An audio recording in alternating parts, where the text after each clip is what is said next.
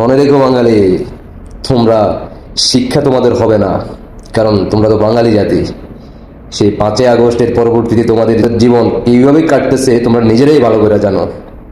বর্তমান দেশের পরিস্থিতি নিয়ে তোমরা ভালো করে জানো, যেখানে শিশু মারা যাচ্ছে টিকা না দেওয়ার কারণে, শত শত মায়ের সন্তানরা হারাচ্ছে, ভবিষ্যৎ প্রজন্মদেরকে হারাচ্ছে। রাতের অন্ধকার, ঘুমাচ্ছ, পড়াশোনা করতে পারতেছো না, স্কুলে যাওয়া থেকে বিরত রাখতেছে, শপিং মল, মার্কেট, গার্মেন্টস থেকে শুরু করে সকল কিছু বন্ধ। একের পর এক তোমরা দেখতে আসো, তেল নাই, গ্যাস নাই, বিদ্যুৎ নাই, আর তোমাদের কর্ম নাই, পেটে তো খাবার নাই। এগুলোকে দাপা চাপা দেওয়ার জন্য আমাদের শিরিন আপাকে গ্রেপ্তার করা হয়েছে। আর সেই নমুনা তারা 5ই আগস্টের দিন থেকে যেভাবে মানুষদেরকে সম্মান দিতে পারে নাই, এখনো সেম। তোমাদের শিক্ষা হয় নাই, তোমরা শিক্ষা কখনো নিতেও পারবে না, কারণ তোমরা সেটা হারিয়ে ফেলছ।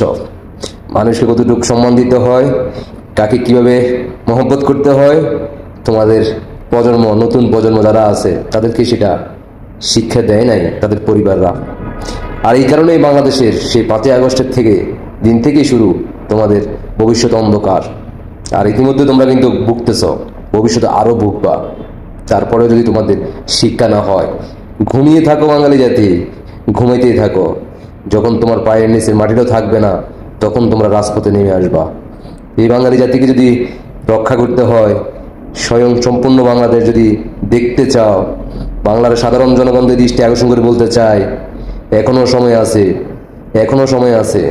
তাদের বিরুদ্ধে আপনারা রুখে দাঁড়ান, গর্জে উঠুন, আপনাদের অধিকার আদায় করুন।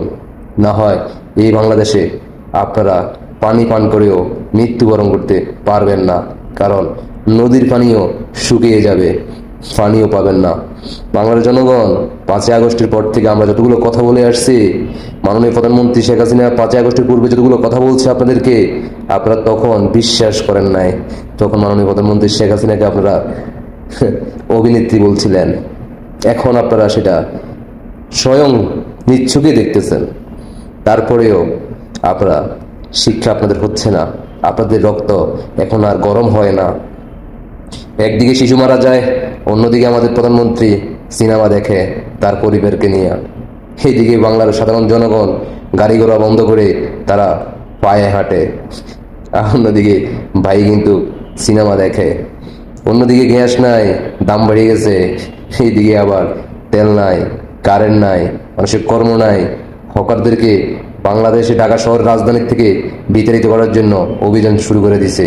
ইতিমধ্যে ঘোষণা দিয়ে দিছে প্রায় 2 কোটি ঢাকা শহর থেকে বাংলাদেশের মানুষদেরকে, যারা বাঙালি বাঙালি বাঙালি বলেন, আপনারা কি বাঙালি, আপনাদেরকে ঢাকা রাজধানী থেকে চলে যেতে বাধ্য করবে। আর সেটা তারা প্রস্তুতি অলরেডি নিয়ে এনেছে। আশা করি বুঝতে পারছেন। ধন্যবাদ সবাইকে। আল্লাহ হাফেজ। শিক্ষা আপনাদের হবে, তবে এই সময় ঘুরে আসবে, দেখা হবে তখন। কোনো ধরনের ছাড় দেওয়া হবে না, এটা মাথায় রেখেন।